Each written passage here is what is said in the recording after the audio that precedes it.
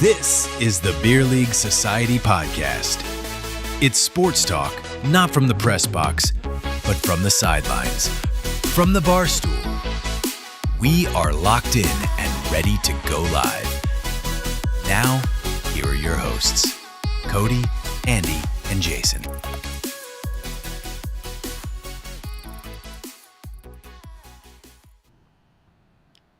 Hello. Good Thursday evening, Cody. How's it going? Hey, living the dream. How you doing, Andy? Oh man, I'm doing good, bud. I just had a burrito about the size of a small elephant, and I'm hoping that doesn't come back to bite me in the ass later in the podcast. But other than that, I'm doing good. How about you? It was taco night at the Sparks household as well, so we're both flirting with disaster. We like to live dangerously. Yeah, right? Cheers, bud. Yeah, cheers. There you go. What are you drinking on tonight? Tonight I am going Haven Hill, which is kind of been a little bit of a staple. A staple. There you go. Yeah, so far. But I got an interesting one for the backup. I don't know. I've not talked about these. I don't think on the pod, but these are long drink. Yeah, these are another one of my go-tos. It's like a gin citrus kind of drink. Oh, okay. So yeah, is it like a Moscow Mule kind of thing, or? I mean, it's more. You know what it tastes like to me? Do you ever remember the Sprite, or not the Sprite, Squirt soda? Oh yeah. You ever had Squirt? Tastes exactly like that. So it's like very citrusy, but like I guess gin is the alcohol behind the scenes. Oh, okay. I got you. Oh, we have a new friend of the podcast, bringing the smoke right off the bat. Kevin start his first comment with a "Go Pack Go." Oh, you gotta do that already, huh? Now I hear the sound in the back of my head too. That "Go Pack Go," and I kind of want to jump through the screen and punch whoever just said that, but I won't. Well, welcome to the podcast, Kev. Yeah, thanks for joining. I'll have you know that as I'm scrolling through the NFL news today, something we could probably all kind of align on here, but the very first Aaron Rodgers pass at training camp to DK Metcalf was intercepted. So we got that going for us.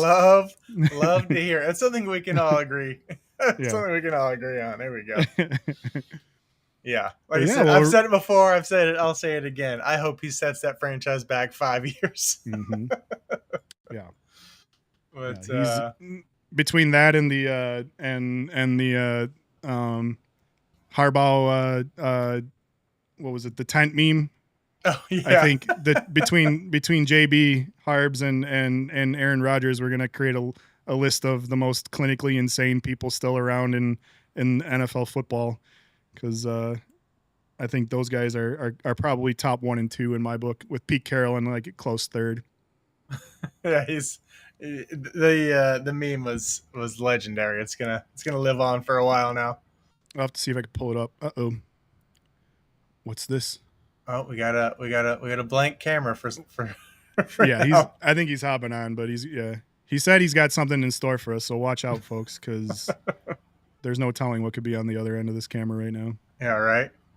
Making a late entrance in style, right. Becoming his hallmark. I was gonna try to find the Undertaker bell so we could just have him just like chime the Undertaker bell whenever he's joining. Give us a little bit of a prep. Could you hear that? Probably not. Oh no. Oh. Is it a Harbaugh appearance? That's perfect. Yeah. We were literally just talking about it. We were, yeah. That was perfect timing. Very well done. Very well done. Welcome in. Now he's got to do like a set change and everything that. Right. That was classic. And there he is. He's moving it off the screen. I think he meant to turn his camera off when he did that, but no, he's not. Yeah. What's up, Jason? Wait, you didn't wait. You guys saw that? We We weren't supposed saw to you see. We carrying it weren't supposed off. to see the Yeah. set change. Come on, that was my camera was officially off. So we It got to was off work on for the a minute. technical. We got to Dude. work on the technical specs there.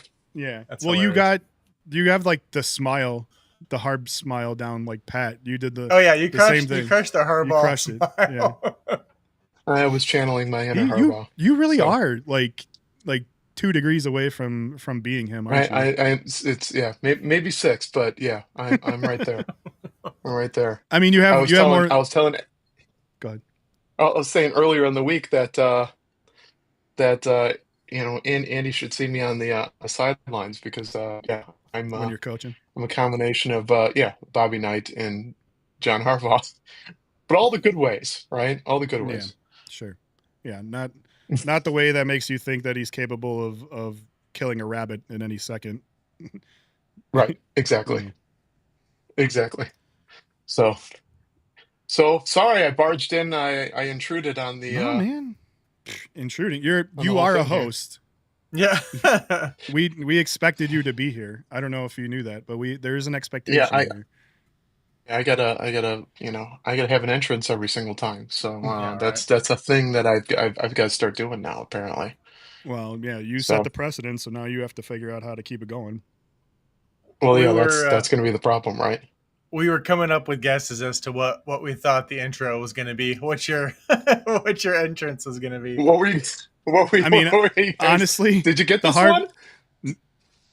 We didn't get that one, but I'm much prefer the Harb's tent meme to the one that I thought, which was going to be in honor of the dealer departed, jumping on as Hulkamania and tearing your shirt off. Tearing your shirt off. That might be the next one. That might, Yeah. Dad bod and all. Hey, let it nice, fly, nice. man. Let it fly. Yeah, man. Let it fly. Yeah, this week claimed a few legends. Obviously, like I said, Hulk Hogan. Brutal. I mean, I feel like that one right there is like with a raise your glass, gentlemen. It is. Yeah. So the Hulkamaniacs. Yeah, But then, bad week for heart disease, basically. yeah, right. Seriously. And Ozzy Osbourne, another tough one. Like Yeah. like 2 weeks after his farewell. Like to me, I feel like they had to Not have known even something. like right. Yeah, it wasn't. Yeah, you're right. It wasn't even like but 2 weeks after his farewell tour. His farewell show, yeah. Yeah, shows. And like I didn't pay the streaming fee to watch that because I don't pay streaming fees as we've clearly discussed.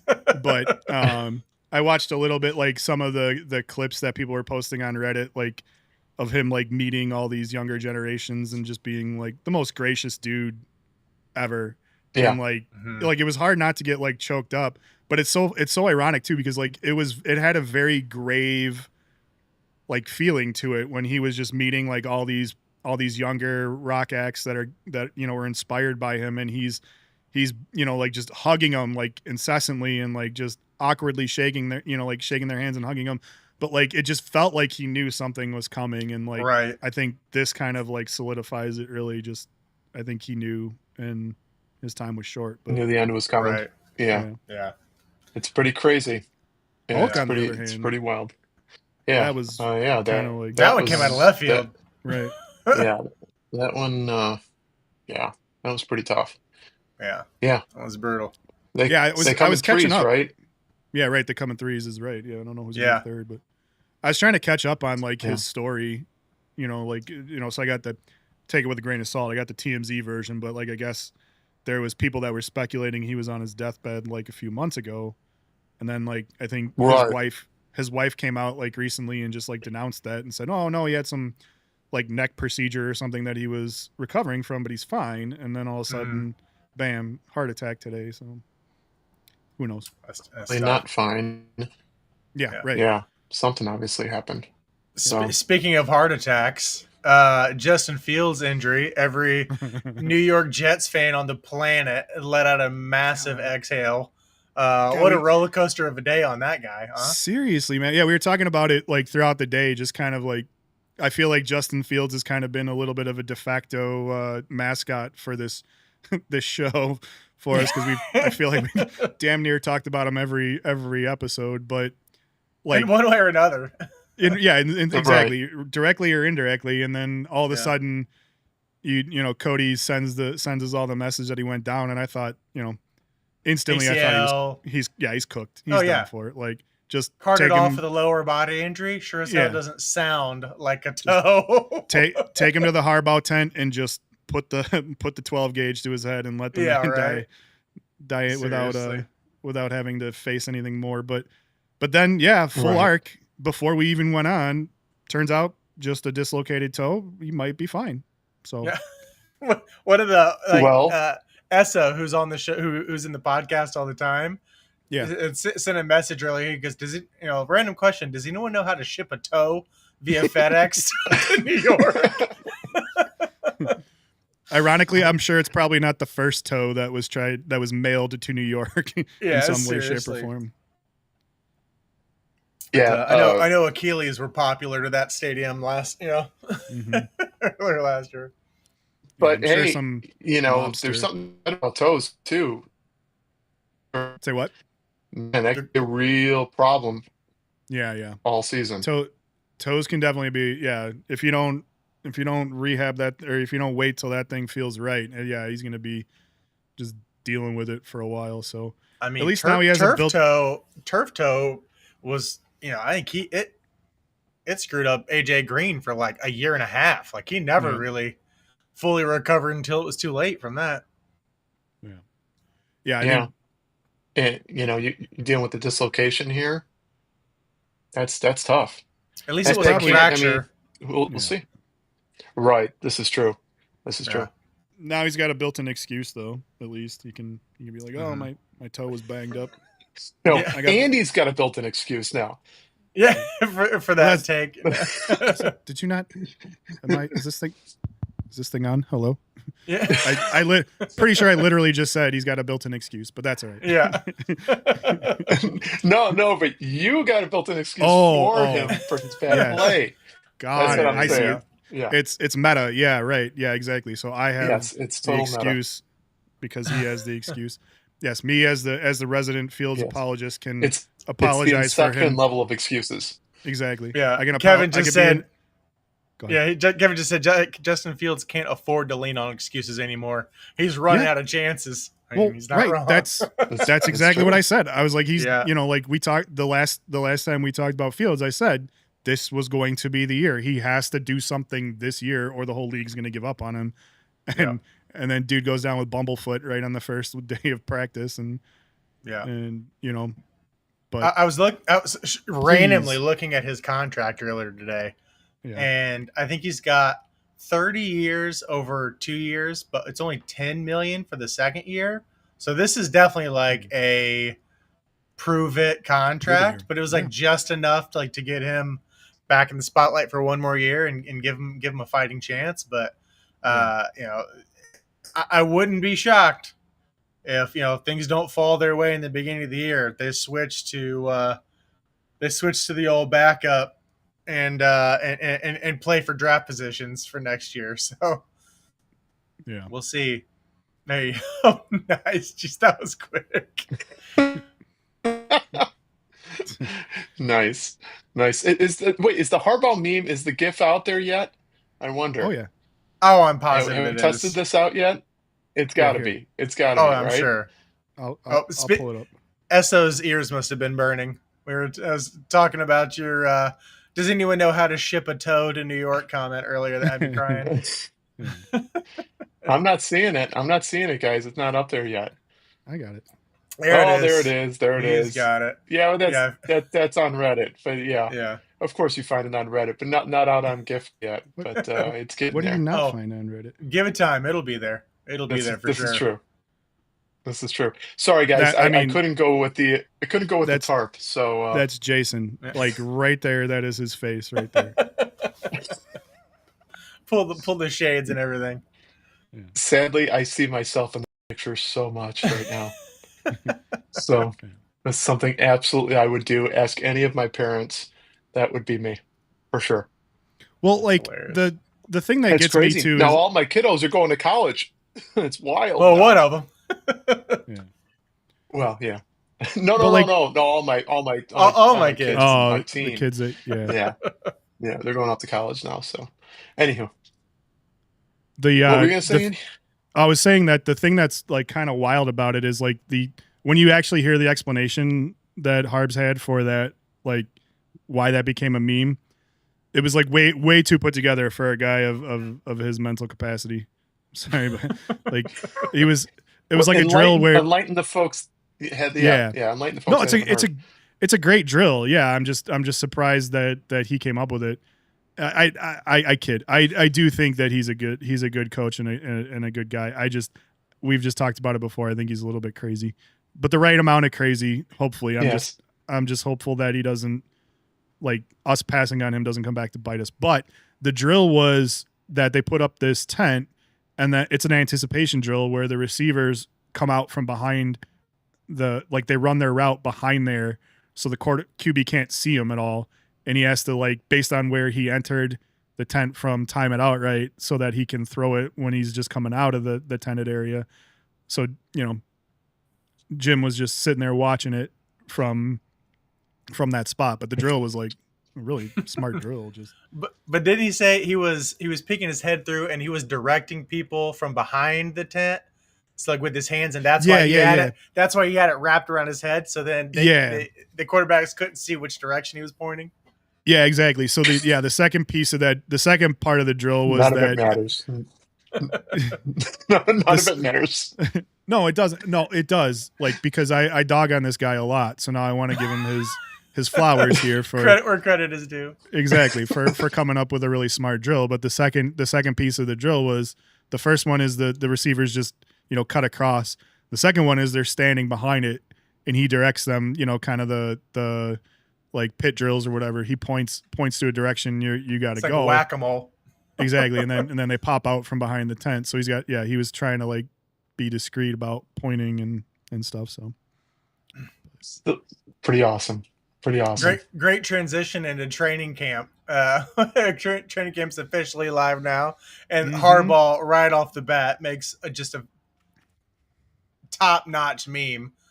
right up day. I was at day one, day two, definitely first week, but yeah, that was fun to see. We got obviously a bunch of players starting to shine already. Of course the training day hype videos are starting to come out. Yeah, we're 3 days in, not even. So it's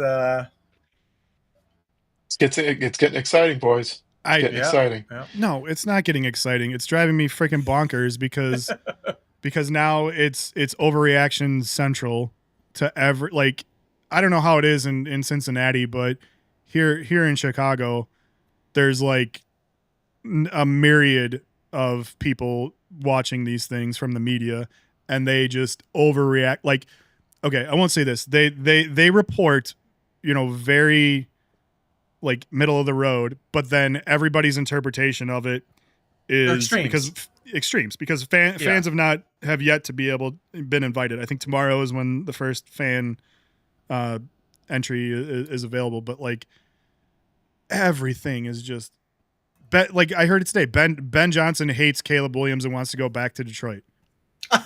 I saw something today about Ben What's Johnson. wrong with you guys? Yeah, stop. Like, either they're salty Lions fans or just, like, again, just everything is, like, clickbaited or just ratcheted up because there's nothing else to do, and we just have to fill our brains with, football fodder. Well, I mean, it is the season, right? Like, they've been without football content, at least serious football content, for a minute now. So at least with the Bears, though, I feel like it's ratcheted up, like more so, like, year over year. And now it's become the point. It's gotten to the point where I feel like it's not bearable to me, and it's not fun because everything is doomer takes right now. Like, there's very little positive takes. I think it's either all positive or crazy negative. Like, there's no, every year you get the this quarterback, it's finally clicking. Is this a bounce back year? Oh, it's always crazy.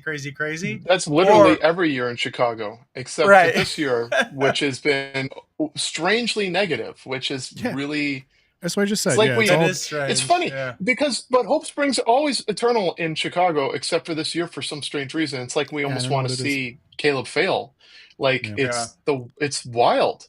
I don't understand it. So Well, it's some very strange. some things are as as dependable as time. Like Quentin Johnston immediately getting memed for dropping balls that hit him in the chest, and there's a great picture of him just getting hit in the chest, going straight through his hands, and all the wide receivers around him just anticipating him dropping it. Like there's a great one of like lad's got his hands out, just waiting. The ball hasn't even gotten there yet. They do. Yeah. They got Nice. they got guys that are running backup routes just right shadowing right behind him just to catch his drop. Yep. Right. Yeah, and then you got Exactly. Shador Sanders, making like one pass over the fingertips, and all of a sudden it's like, oh, it's revenge season. It's revenge tour time, Right. Yeah. Like, and then you get, like to your point about like the hype videos too, then they like people, like a lot of those guys are posting their like, oh, getting after it, training videos. And it's like a couple of guys Right. doing some cone drills. Like, oh, great. Yeah. You're really, I mean, like, I'm sure they are getting after it, but it's like, like you couldn't have picked some better footage of, it's just, some guy Right. trying to work on footwork in a 5x5 square with a bunch of cones. I mean, like, it does look sharp. Yes, I'll give you that. But it's like, no, I'm saying like it's total clickbait. He's looking really sharp, and it's like Yeah. literally back Right. drills. Watch that. Like everybody likes to, all the football fans have grown to the point where they like to get like super into the minutia, where it's like, oh, look at that first step. Yeah, that's great. But Yeah. if he's dropping every ball that hits him in the chest, who gives a shit what his first step is? Like let's put these guys in some routes, not routes on air, and let's see what these guys can actually do. Until then, let's temper our excitement a little bit here. It's day 2 in camp, and the tight end controversy has already started in Chicago. So that crap is already going on. And Monangai has one good run, and apparently Swift needs to go That's pack what his I mean, bags. man. Yeah, he had a 25-yard gain, which happened to Against be the air. biggest. Yeah, which happened to be the biggest gain. Against nobody. Yeah. And then everybody's at Swift's locker at the end of the day thinking, like what motivates you to be better than these guys now? Because clearly they're better than you. Right. Which I was going over stats. He had over 1,300 yards last year, but only averaged about 3.8. So clearly he was those are hard earned yards. But he quietly, it surprised me. I did not realize that he had over 1,000-yard season. Yeah. With as crappy as we played last year. And our point differential, Bears point differential, was only minus 60. So you total that out, we got a 3-point loss average on all the games that we lost last year. And you're telling us that we can't take a step in the right direction. That'd be crazy to think that we couldn't. Yeah. So some interesting stuff. I mean, that was what, like Swift himself said. Like I said, all the media lined up at his locker afterwards, after practice, and was starting to ask him, and he's like, they asked him what motivates him, and his answer was, well, I got 1,300 yards from scrimmage last season, so it was, like he wasn't trying to make it seem like he was better than he came out, like than the record showed, but like he was very much like, well, I was not happy with my production, but I'm also not happy with my production because it led to 5 wins. Right. It was he was more so about just like the team, but like realizing he's like, I got my yardage, and I'm gonna continue to keep doing my thing and keep preparing the way I prepare, whether I felt like I had a good season or a bad season. I keep chopping wood, and I thought that's that's a good approach. I've been saying that in the fantasy football arena, Swift is being looked at as a possible bargain pick this year. Because again, like you said, he quietly put up 1,300 yards, and he's only not 6 being touchdowns. drafted. Yeah, well, hopefully with an improved offensive line, that increases and a little more balanced, passing attack coming from the Mad Genius himself. But we're getting some love in the chat. So, big shout out to SO and Martin, who are competing over who loves the podcast more. Love to see that. There's 3 of us, guys. You can love all of us individually. We've got lots of love to go around. That's my intro. I'm sure we'll have plenty of opportunities. If anything, it'll probably be a short this week. So, but we'll make that into a short for sure. Speaking of fantasy football and off-season hype videos, training camp hype videos, Kevin and I share a flaw in our fantasy football strategy, and it is constantly buying into the training camp hype that this is the year that Kyle Pitts finally breaks back out again. We're like 5 years in a row. And it's and was it day one? It's just videos of Penix peppering Pitts all up and down the field. It's like, damn it, don't do this to me again. Man. Don't give me hope. So we may have lost Jason. But it's law of averages though, man. It's bound to happen sooner or later. Right. So and then we got Jake Martin, the Cowboys fan, chatting up Jaden Blue and Pickens. I'm so curious how the Pickens experiment is going to go in Dallas. There's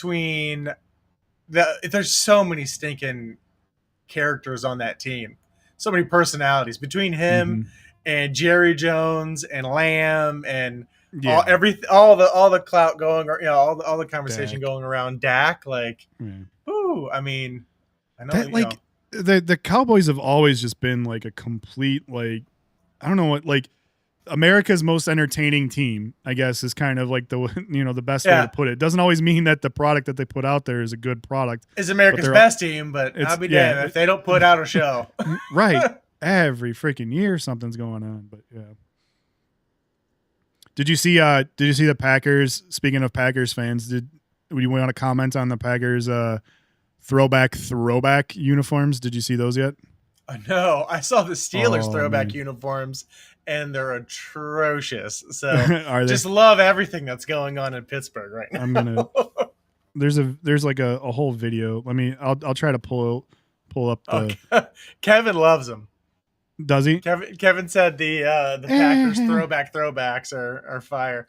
Did you see the Browns unveiled their brand new brown jerseys, and it's all brown and it's sponsored by Dude Wipes? Yep. And did you see the too, most like, Browns thing ever? Yeah. Did you see the they did a release, like a hype video release. They filmed it like on some guy fell. Barge and the dude falls off trying to film it. Yeah. They're unveiling the football helmet or whatever with the tarp. Yep. One of the guys pulling the tarp over falls backwards into the lake. That was hilarious. If you haven't seen it, go find it because it's freaking hilarious. Come on, why is this so hard? I gotta find these damn uniforms. They're worth looking at for sure. I don't know if I like them or not yet, but I guess the concept is that they did a faux leather helmet on their helmet. Oh, and so like a leather head. Yeah, like tried, like just did the airbrush the leather pieces onto the helmet. Right. Interesting. I'll have to check it. That's a bold risk. The helmet pulls it together. Yeah, I'm going to check it out.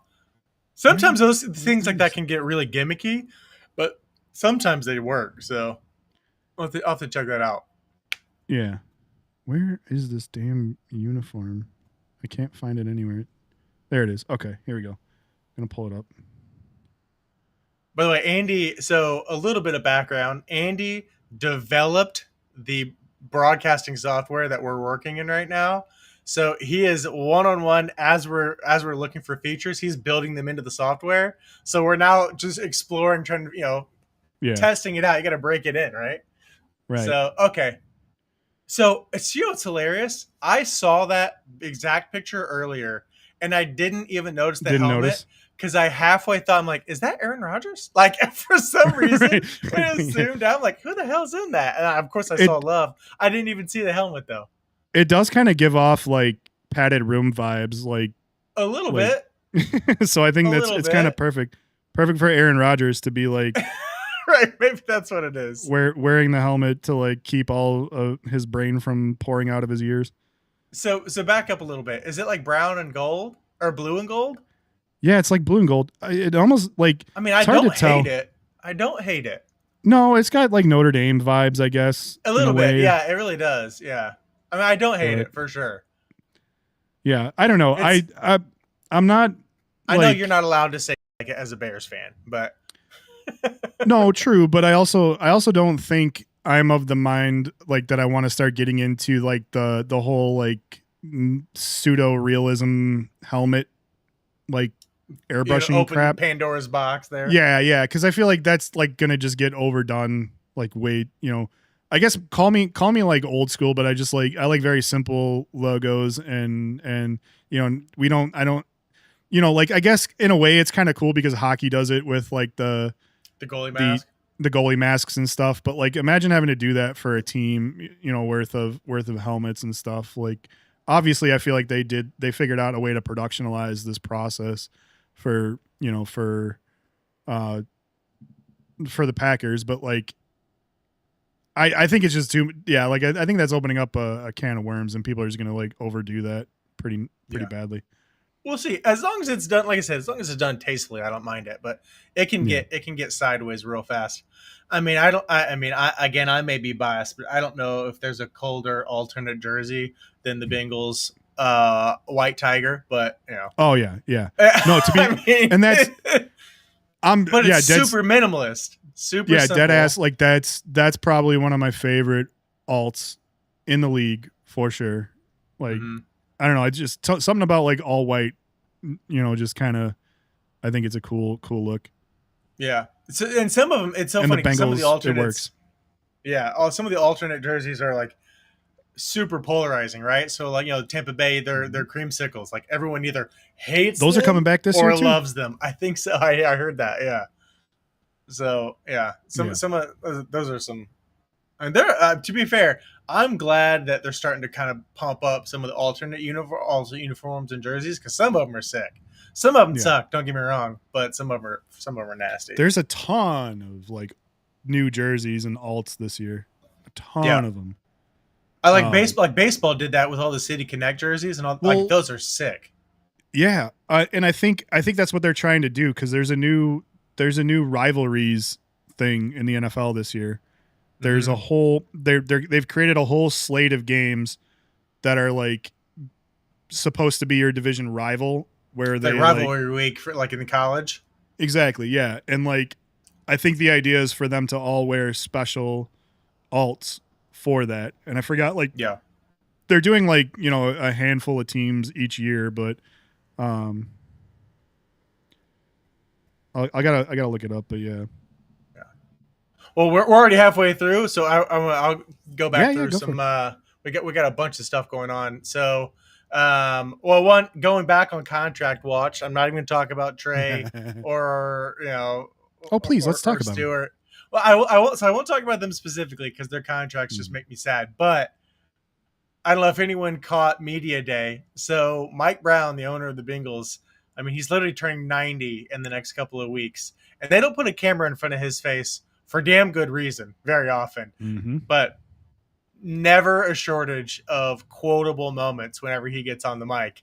And this week, his comments were definitely spicy. He had some spicy takes. Some of them not wrong though. Were not wrong. So I mean, the one that was definitely I would say spicy, but also not wrong was his comments about. Shmore Stewart, his contract, and he's like, honestly, he goes, I don't agree with it. I think it's foolish, if you ask me. He's like, but to be honest, not that I think this is going to happen because he's an upstanding guy, but if he's in jail, I don't think we should have to pay him for spending for his time in jail when we're paying him to play football. Which again, when you break it down to like black and white, he's not wrong. Like it's very simple. Like, if you get yourself in trouble or do something that's going to be detrimental to this team, well, yeah, I'm not going to pay you to be in jail while we're out here and you're not playing football.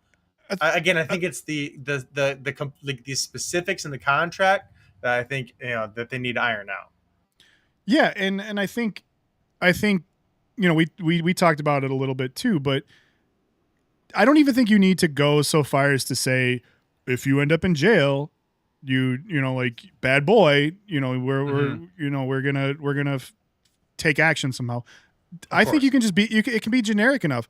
You have to show up and be able to perform your job in order to get incentives anywhere you go. So if the language is as clear cut, like if you cannot show up and physically perform your job, then there should be some blanket NFLPA, which is never going to happen, but collective bargaining agreement level stuff that just says any guaranteed money if you're unable to show up and perform is not guaranteed money anymore, and they can get into the specifics of the language if they want to, but I feel like that should be fairly simple in my mind for whatever reason it is. Okay, maybe injuries is the one where things tend to get injuries, or like death in the family or something where things tend to get a little iffy, but it's just right.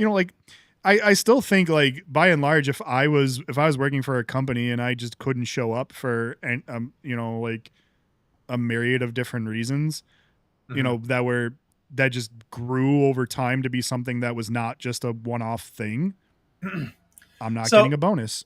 Well, here's the thing. So I think it's two things. One, it's not like they're just so the Bengals are saying basically from that point on anything can be voided, even if it's not that year. And also the whole thing of like the Bengals thing is like, well, we're not saying that we are for sure no matter what going to void it, but we need to have the ability to do so if something were to happen, right? So it's like it's not guaranteed that would happen, but at the same time, a player's not going to sign a contract with that much at risk, like from that point and then forward.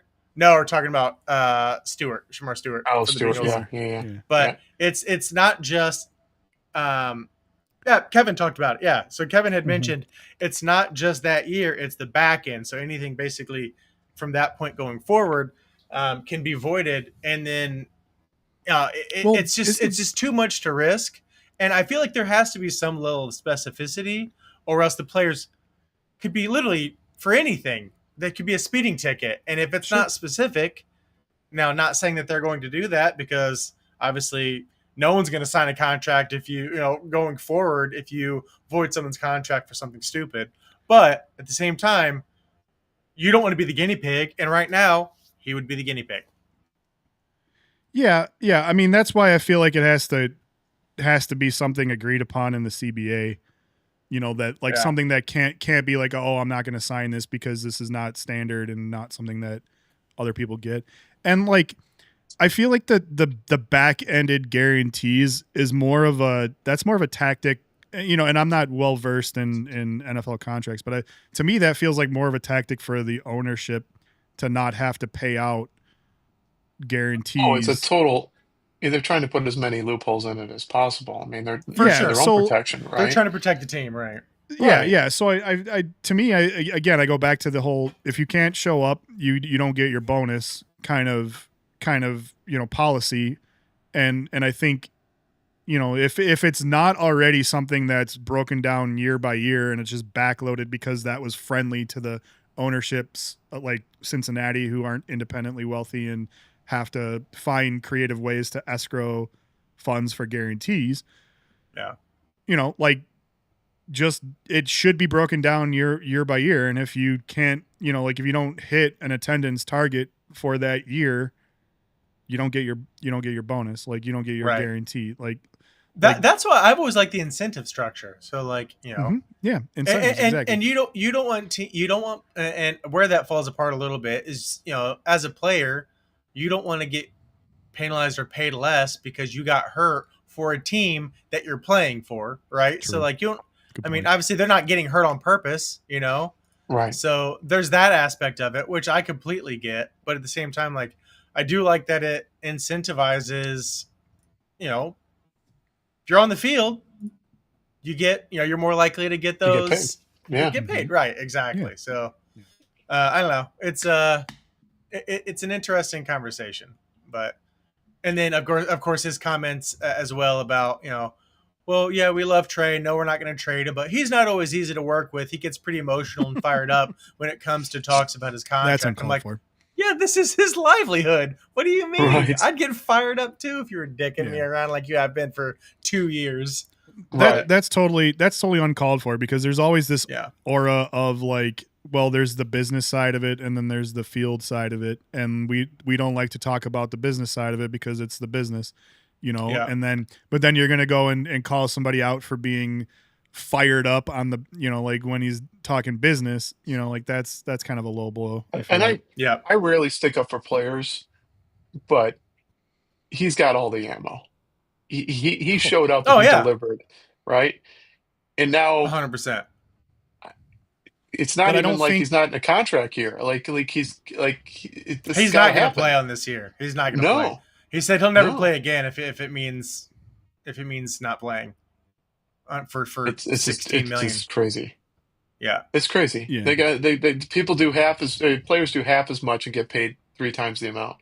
Yeah. Yeah, So he does have the ammo, but to Cody's point, I don't think the ownership has the ability to meet the demands, Yeah.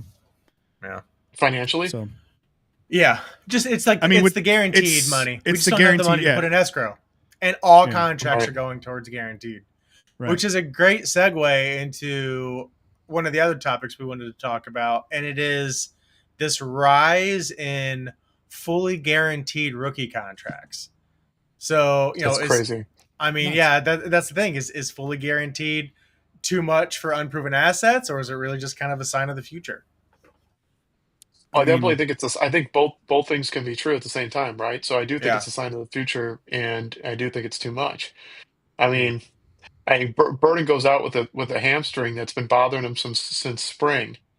He's got what, 10 mil guaranteed, and yeah, granted it's just a soft tissue injury. It shouldn't be a big deal, but hamstrings have been known to linger.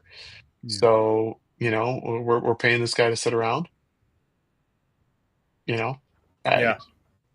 Who Yeah, and that was who who's that guy from the Raiders that they just cut because he had some multi-million-dollar like was it Wilkins or whatever, massive contract, and then he played like 5 games over the last couple of years, and they gave him like, what was it, like the veteran unable to perform duties or something designation, and like voided veteran designation or something like that. It was weird. I've never heard of it, but like, again, it's, you have to be on the field here, and that holds true to me, to the rookies too. It's like, stop.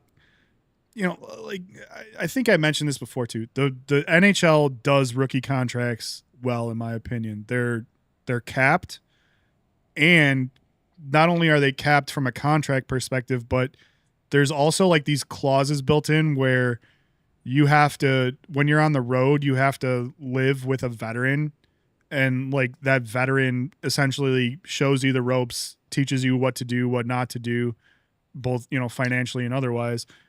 And like you don't hear about bad, like as bad of things happening during rookie contracts like you do in the NFL, because I think this whole prove it to become a pro thing, to me, is the only way that this makes sense. Like especially like nowadays too. It's not, you got the NIL, so you right. Like you can make money in college that'll get you a jump start in your life if you think professional sports. Yeah, if you think financial, like if you think pro sports is going to be your thing, and like your top echelon, okay, we have this rookie cap for you from the NFL level, but you could have already made life-changing wealth from NIL if you needed to, So there's other avenues. I just don't think it doesn't seem unkind or unfair to me to say, as a rookie, you have a cap on this, and you have to show up and prove your worth before we just are able to start throwing the entire, like bank at you. So here's my issue with the rookie contracts. I think they're too long. And this is why. If you're a running back and you come into the NFL at 22 years old and your value is peaks at like 25 years old, when you get out of your 4-year God forbid you're a first year or your first round pick and you get that 5th year option, you're not getting a second contract for the money that you really should have been, been making. If you're an elite running back, and you got that 4-year contract, 5-year rookie contract, and you're making $10 million. By the time you get out, no one's paying you $20 million a year unless you're Saquon Barkley or, King Henry. But outside of that, I mean, you're already Okay. looking at on the wrong side of your peak. So I totally get that, and I think you're right for running backs. I think it's a special.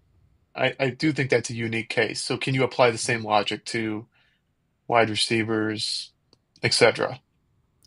Right. But I mean, at the same time,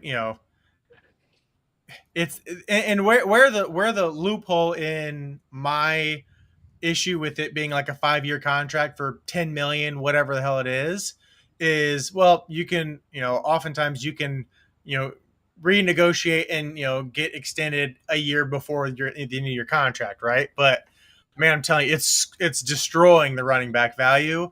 And outside of, the running backs, the heart and soul of that team outside of the quarterback in a lot of offenses, For sure, for sure. so But okay, so let's play this out. For like, what do you do? So what would you do? Would you pull it back a year?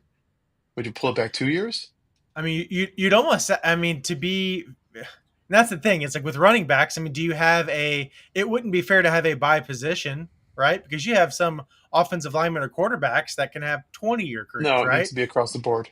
Right, exactly. Yeah. So, but that's the end. Like, so do we just accept that running backs have a higher risk of injury and have a shorter career and just never get paid? You know? You could say the same thing about linemen, though. Very few of them are 10 plus years. A lot of them wash out due to injury, Mm-hmm. especially Kevin- O-line. I just keep Kevin thinking would, like Whitworth and stuff like that. yeah, Well, Kevin in the and there's chat says exceptions he to the rule thinks for sure, right? Yeah. he thinks that should be spot drafted and positionally tiered, which is interesting. Yeah. Yeah. I mean, that's definitely not a bad approach. Something needs to happen because it can't keep going at the rate that it is right now. There's just there's got to be some guardrails around this. Like I feel like it just keeps, every couple of years things get ratcheted up, new language gets agreed to by people, and there's no there's no end to it. If one or two owners or GMs agree to a certain type of clause, that becomes the asking price for everybody from that point forward, and especially with rookies who have no NFL tape experience to to fall back on, and they're just coming in and demanding stuff like that. Needs to be put on guardrails with the money that's being thrown out in NIL deals now. You almost have to do something right off the bat, or else they're like, screw it, I'll go back. So to I college. sign a 5-year contract for $10 million, or I can stay in college and play another year in Alabama and get $15 million this year. Go for it. Like, that's what I'm saying. We're just going to see players start staying in college longer and longer and longer. I'm fine with that. Jason, you're muted, by the way, or something. Yeah, you're muted. You're on mute, Jason. You're on mute. Yeah, where's my little where was the GIF? No, I said I don't think that's a bad thing though, Cody, right? Well, no, but that's what I'm saying is you're going to see, it's going to be delayed until people get into the college. And I'm saying if we want these elite high level people that we're really excited about to come to the NFL and leave NIL deals, it's got to be financially and fiscally worth their time, and worth the risk, right? And ownerships will play both sides of the coin on that one. They'll be like, oh, well, you start putting in that sort of language and you're preventing me from, this was where the stars aligned. I got first pick this year, and because you guys screwed me on rookie contracts, I now can't, this guy's going back, into college, and next year we won't have the first pick anymore. Like they'll play both sides of the coin, and at the same time, then they'll cry when they have to dish out fully guaranteed 7-year rookie contracts. Well, then I'll throw this out there to play devil's advocate. wait until these running backs and stuff like that. Speaking of running backs, I'm like, you know what? I'm going to stay in college for another year. Why not? And then instead of getting 21 and 22-year-old running backs, they're getting 23 and 24-year-old running backs, and they're getting 3, 4, 5 years out of them. Yeah. Yeah. It's No. kind of, but it's kind of what it is now, right? Like, I mean, teams aren't as willing to take big swings on running backs anymore. Well, we definitely saw that a few years ago, and I feel like last year it was kind of a step back. The pendulum's starting to swing back a little bit. I feel like the pendulum started swinging back a little bit with the contracts. Yeah, but didn't we think that? His name's escaping me right now. But what's his face was going to go higher than what he did? Oh yeah, Ashton. Ashton. Yeah. I think he went mid first. I think that's kind of where he was expected to go. Yeah, but there was still some people that were predicting that he was going to go top 10, right? I mean, he was the best talent in the draft, but like you said, they're devaluing running backs. Right. Yeah, I think anything in the top 5, I feel like was some teams that were sniffing around. Feel it, like it's definitely a stretch, but it was. I don't think it was. It's a stretch for him as a position, but I don't think it was a stretch for how that draft shook out. It was running back deep, but it's like everybody was focused on running backs at that point, and it's like if you want Janty, you might have to overpay for him because he's at the top of a deep class. You're still going to get those people that are sniffing around thinking, okay, I can get my guy, because plenty of people are going to be like, oh, we don't need Janty. We can get guys in the back half. We can get those two from Ohio State. We can get the Manon guys of the world. Yeah, exactly. Yeah. We can get people in the late rounds that people start to think, okay, maybe I can get my guy. And then if that kind of permeates through the league and grumblings, then you get the same kind of people that are like, well, maybe we could jump up and steal. And I think it's like a typical like draft arc to me, where it's just like, the same thing with Colston Loveland. Like there was people that were starting to like try to slow play him,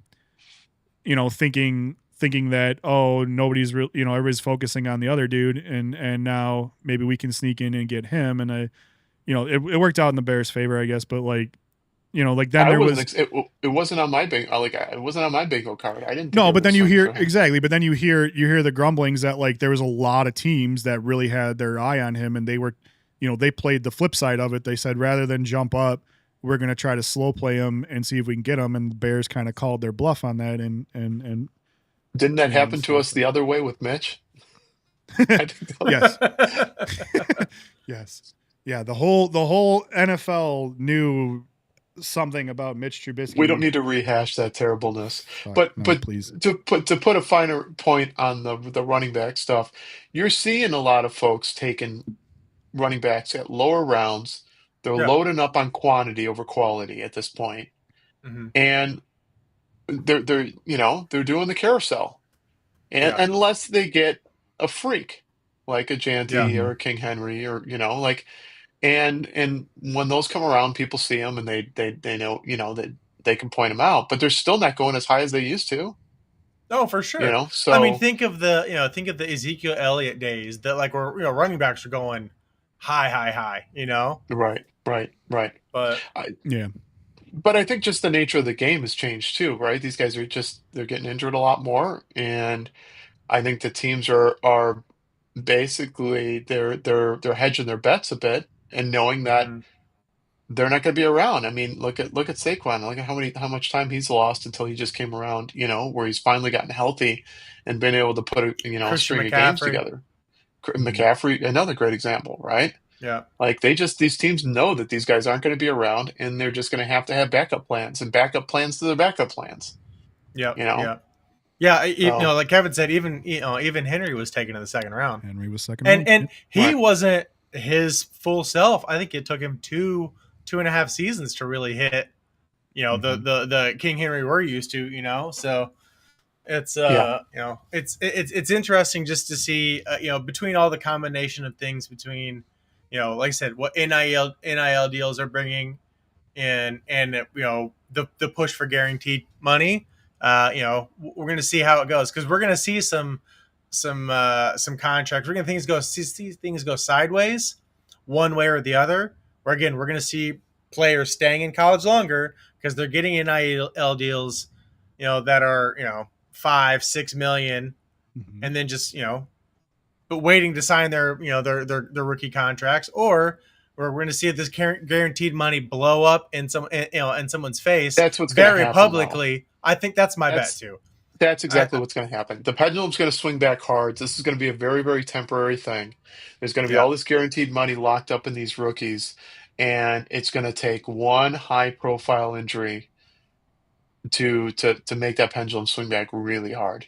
I think the So only way it changes is if it's built into, like I said, a rookie, like the contract, right? Like the Players Association, CBA. because the CBA, CBL. because it's going to require everyone, all the NFL owners, to stand together and do it at the same time and not break, which isn't going to happen. So it's going to have to be some sort of contractual negotiation, and Right. from there. But it's going to have to be give and take, right? So Yeah. I'm curious what the give and what the take is from each side. It'll wash out, right? There'll still be guarantees, but there'll be much smaller guarantees for, under 10 million. Yeah. Yeah, Five, I and you're think talking probably in the 5 million yeah, range. I mean, I think there's a tipping point where guarantees become, a thing that's like way too like what's your incentive to actually play then at that point? You're making Right. you're making 10 Well, mil right. guaranteed. Like what am I even here for? Like let's get back to the point where you have to prove yourself before you get And your that's where I bag. think, to your point, I think that's where it's going to swing back really hard because, Yeah. like, at the end of the day, NFL is the ultimate meritocracy. So you don't put out, you're gonna be out of a job, right? I honestly And yeah, you'd wouldn't be be. out with 10 million, but Amen. I yeah. wouldn't be shocked if the guaranteed money thing stays, or if it's we'll agree to do the prove it deal contract, rookie contract deals, if they're not as long. Like, yeah, Mhm. I'll sign a cheap contract, but I'm not So signing it for you're, 5 years. yeah, I'll right, do a prove it deal for 3 years, and then we can right, renegotiate from there. Because by then right, you'll know if I'm the real deal or not. And if I'm the real deal, then I'll get my money then. But I'm also not going to right. wait 5 years and then on a prove it deal. And the flip side of Just all these show it. shorter deals, though, you're going to see a lot more movement in teams, which kind of sucks. Mm-hmm. Like, I already don't like the fact that, you get into year 3 and now all of a sudden the contracts conversations already Conversations start start, popping up. Yeah. Yeah. right? And then you're like, oh crap, this guy's just getting his freaking wheels under him and just getting some momentum, and now we're gonna have to sit here and start hand wringing over contracts. Yeah. Yeah, but It's I just We also spent all think this time and effort crafting this guy into an NFL professional. right. And as a but I fan, think I spent all this time, right, investing, you know, my fandom into this guy, right? And then he's just Yeah. gonna go walk to another team. I do think though that that's where we need to put the pressure on on these GMs to find ways to get this stuff done. Like that's Mm-hmm. that It's not like attacking your players exactly Mhm. in press conferences. yeah, exactly. Like I think you'll start to see value at the GM level for people who can structure these things with some foresight and some thinking ahead of things, and not just like mortgaging for a window and then having to figure out some way to just completely blow everything up financially and get in these like cycles of like, okay, we've got to go all in this year. Like that's too easy.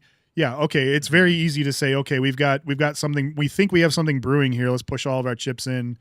That's the easy thing for a GM to Well, do. you got to take the pressure off the GMs now too, like kind of like what we just did with polls, with just polls. locking them up for another 5 years.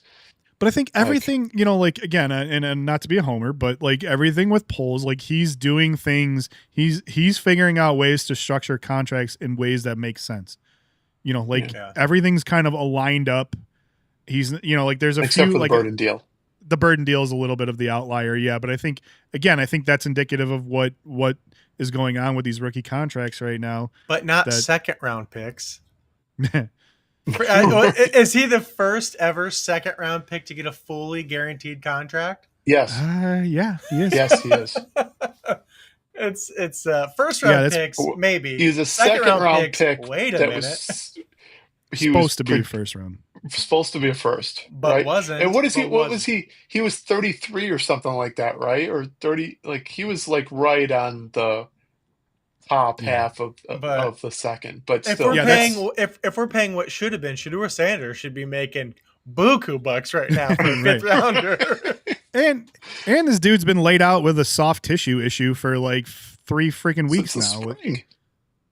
Since the spring, they said, which I didn't even know about, but since it had been since OTAs. Yeah. So like soft tissue, like I have never bumped into something, like where it's caused take it from a guy who 3 weeks. I tore my hamstring in college. That's obviously different than that's not soft pull. Tissue. Back in 1814. No, it's not. Ligaments are not soft tissue, right? No, it was a muscle. It was a muscle tear. Oh, muscle. It wasn't a full tear, but it was a partial tear.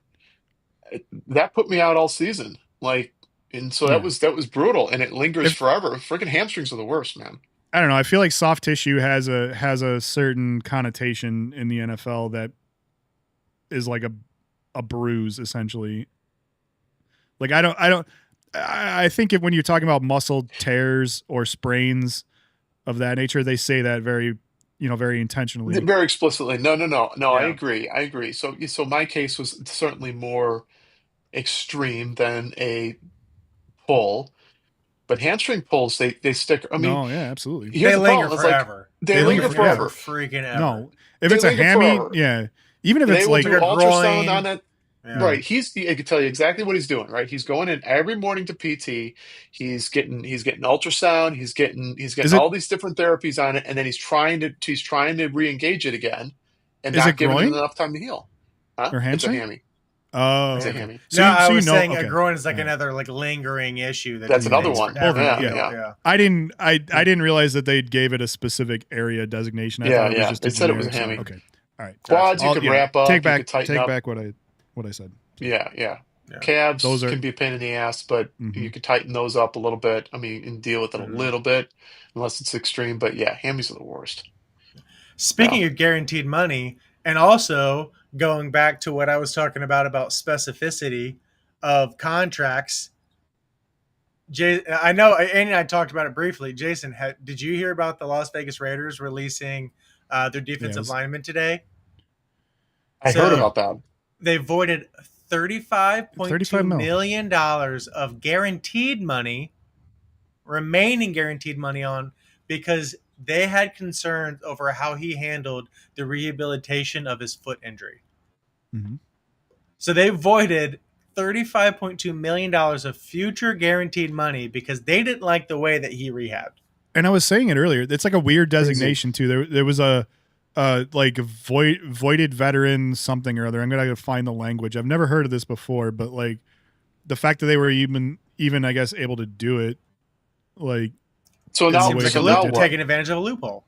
So now he's filed a grievance with the NFL Players Association, and we'll see how it shakes out. But that's what I'm talking about, the specificity of these emails or of these contracts. These emails, Jesus. And emails. Right. There's always going to be a smarter lawyer somewhere. Yeah, for sure. Well, especially when language is not meant to be as definitive. Like there's genericism in the language for a reason, so that what happened to the handshake, man? Yeah. Well, it's like if your lawyer can interpret it this way, you want the language to be super vague, Right. But here's the thing: if if a contract is written in vague terminology, then the benefit goes to the person that didn't craft it, right? So if it's a vague contract and the player signs it and the team put it together, then if there's a loophole or it's not specific, then that's a benefit to the player, right? Yeah, possibly. So. Yeah. Depends on how that's typically how contracts go. It is indicative, like if you come at me with a vague contract and I'm a lawyer for a player, I'm probably going to ask some questions around why it's so vague, because it does feel indicative of, some sort of fuckery going on behind the scenes or something, but if the lawyer's good enough, they can easily twist that vagary around to support them too. So, And always do. And they always do. What else we got on topics? We got anything else on topics before we head out? Yeah, we got some contracts. So contract watch. So we still have Scary Terry out there pissed off about his contract. So which is, I feel like that's a slept on contract for a lot of reasons, but one of them being they have probably the greatest thing that's happened to that franchise in the last 20 years in their quarterback. And then now they have his best weapon pissed off and out of the picture. So if you want him to continue to develop, you should probably get him his favorite toy back. So probably, I mean, he's definitely approaching the wrong side of 30, but at the same time, he's still producing. So, I mean, and I've always been a Terry McLaurin fan to begin with, but you know, I mean, you gotta give your boy his weapons. So I think that'll be an interesting one. We got Tua over here too.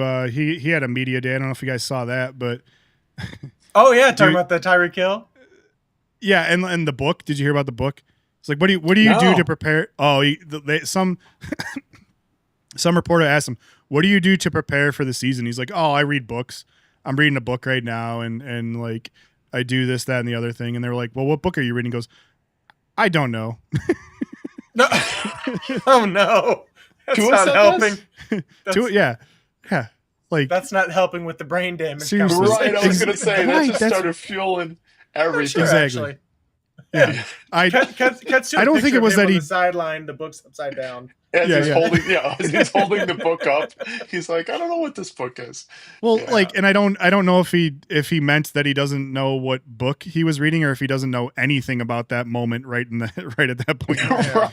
Like everything might have left his brain right at that moment. So the book is probably the least of his concerns. He might not even know what team he plays for or what his name is at that point. It's a good possibility. Good possibility. What else we got Micah Parsons also on the contract watch. A lot of big name defensive players getting contracts. So I feel like TJ Watt kind of made it a little more difficult for everyone who hasn't signed yet. And every time Jerry Jones opens his mouth, he sticks his foot in it one way or another. If it's not comments about Dak, it's comments about Parsons and everything like that. So we'll see. But we got Will Levis out for the season. He's done. Yep, Will Levis. He's having surgery. Yep. So he's out. Not that anybody cares. All right. Cam was always going to be the starter, but now the table's clear for Cam. Though.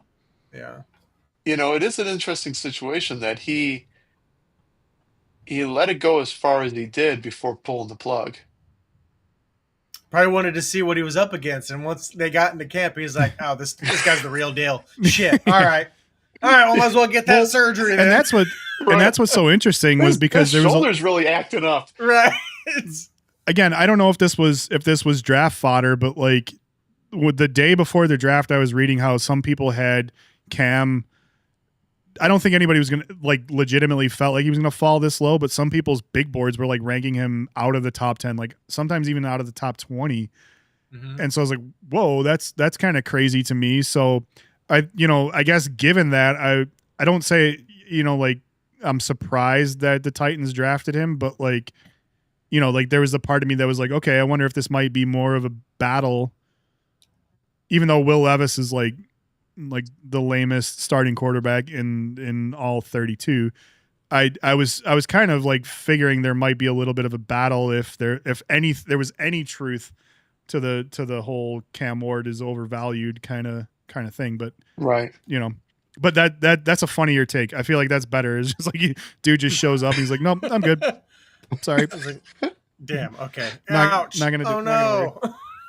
Right. Oh, my shoulder. Yeah. It hurts so bad, coach.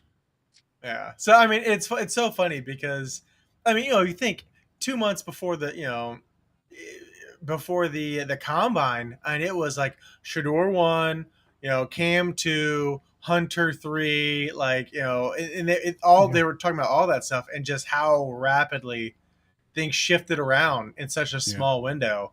Within It's days. crazy. Days, Days. hours. I mean, sometimes even a week or two before the draft, they were still talking about Shedeur, even if they weren't talking about him, going 1 overall, they still have him in the top 10 conversation. Yeah, top like 5, he was top still. 10, yeah. And then, I don't know what he said, and specifically in those meetings at the combine, but that did not go well. Apparently, I think it was this Ty Peddington draft room that he constructed on dude, I over know. in his house or something like that. So I don't know that his rookie contract's going to pay for the remodel of his draft room. Seriously. Right. I don't even know like where that thing was, but like it probably took up a measure. Well, it is Deion Sanders' house, but it took up a measurable percentage of that house. But yeah, he's not. They're not. The family's not hurting for cash. That's for sure. Right. So. All right. We got 15 past. We were right there. Yeah. I don't know about you guys, but this was a great episode. I'm super pumped. I'm starting tomorrow about over 24 hours over the next 2 weeks in the car with my children driving somewhere. So best of luck. Prayers for me, please. Yeah. I went off camera because my sick kiddo wanted to give me a hug. So there you go. My little girl. Yeah, shirt? No, she didn't buy my shirt. She just needed a hug. So of course. I had dad duties. Don't we all attend sometimes? To. Don't we all? That's right. But, we got on a we got positive the golf. Note, I was gonna say just to finish my thought. Like, yeah, I'm going on a family golf tournament. This is like a shout out to any of the family that's watching, but family golf tournament this weekend. It's like the 40th anniversary of this family reunion / golf tournament. Impressive. So dang, that's sick. We're heading out, and then after that 5-hour drive, I get a 10-hour drive to the Smoky Mountains the following week. So, all right, you'll be putting in the work. You hitting up old Gatlinburg or Pigeon Forge? Pigeon Forge. There you go. He's gonna go to Gatlinburg too. He knows it. We'll be in Gatlinburg. Yeah. The best people watching on the planet. I'm telling you. Oh my God! Yes, you're gonna have such a good time. I've told Andy this before, but it is like for those Midwesterners that are out there, it is like Wisconsin Dells and Branson had a baby. Yeah. And out came Gatlinburg and Pigeon Forge. Yeah. And just less moonshine, extra same amount of Velvet Elvis kitsch kind of silliness, campiness. And, do they and just smoking pregnant people walking around like that's right? That's the vibe. Well, and it had moonshine and bears, and you got yourself a good time. Will my children fit in? Time there. Will my children who like to run around in nothing but underwear and New Balance shoes, will they fit in over there? No one will even notice. It's Appalachia. Well, I mean, I act like I don't know Appalachia. Like I went to school there. Right. You went to school there, years. Right? Yeah. I do know it, but like, Hey, and for the record, for everybody out there, there's nothing wrong with running around in your underwear. And dude, I thought you were going to say with Appalachia. Like, no, there's nothing wrong with Appalachia either. I love the Smokies. Either. Yeah. No, like the adult in Appalachia has the same mental capacity as my child who will refuse to put on clothes for the entire day. Like this is where Andy said it. It's hot takes. Andy, I didn't say it. I lived there for 6 years. I can say these things. I feel like there's still a part of me that is an Appalachian trail hiking, barefooted, crunchy guy. But, we're throwing Andy under the bus like he's not the one going there for vacation. Right. Like he's not going there to spend his money. And like Cody, like you and I, Cody, haven't been there before. Yeah, right. Like I've been there in the last couple of years. So right. It's great. Yeah, everything's different though. Like I went back like a handful of years ago, and everything feels like. So I went to school there like almost damn near 20 years ago now. Every city that I visit in North Carolina or Tennessee that I used to visit is like completely different. Like I don't even recognize it. It's insane. I mean, still kind of the same vibe, but like just up. Everything's built up now. Built up, built out. Oh yeah, look at that. Back in Andy's day, reliving his glory days in college. On That kind that of looks more note- like what our family reunion will be like. Yeah, that's Just a how bunch playing of- golf. There you bunch go. We'll have fun, dancing, yeah. Andy, and Yeah. Yeah. we'll see on the backside. This is the Yeah, but- last Thursday until February without football, folks. Without football. Oh Put yeah, it good on the point. board. Really? Yes. Good point. Yes. We so I'll throw this out there for anybody that's still listening, but we were kicking around. We came to that realization, and we were like, oh, should we keep Thursday nights as our night? And just based on availability and everything, I think that's probably going to be the best bet. But let us know in chat if you feel like, because we'll be competing a little bit from time to time with the sad ass product of Thursday night football. If you want to like keep us on while you guys are watching the game, or like have us like start kind of around halftime, I'd be more than happy to keep Thursday as our night. The only other option we really have at that point is like Friday. So and I feel like Friday, And that's tough for a whole different set of reasons. So. for a whole different set of Right. reasons. So if you have extreme issue with us trying to compete with Thursday night football, let us know. Otherwise, we're going to keep it on Thursdays, and we'll try to play into it. We'll kind of like try to start it around halftime or something that makes sense. Some live commentary. Do some live commentary a little bit. We can't obviously run any footage of the games, but those of you that are around when we did like the one NBA episode where we were on around the same time as the NBA draft. finals. Yeah, or the That we were draft on- too. Yeah, Oh, yeah. yeah, there's another one. We did the draft. Yeah, Jason and I did the draft because Cody was marooned on an island with no internet. But yeah, we did that, and that I think that kind of worked. We were able to kind of do some live commentary. So if you're watching, let us know if you think that's a good idea, or if it's not, we'll try to figure something out. But Let us know in the As comments. Also, let us know if you like a new, like the new name, new logo, new intro, new all the things. We're working on improvements every week. yeah, but thanks everybody for hanging out. We love y'all, and this is the Cheers. Beer League Society podcast. We will Officially closing out for the first time officially closing out for the first as the time. Beer So League we'll Society, as we're all drinking. catch y'all. Yeah, That's right. catch y'all later. Cheers, boys. Right. Cheers. See ya.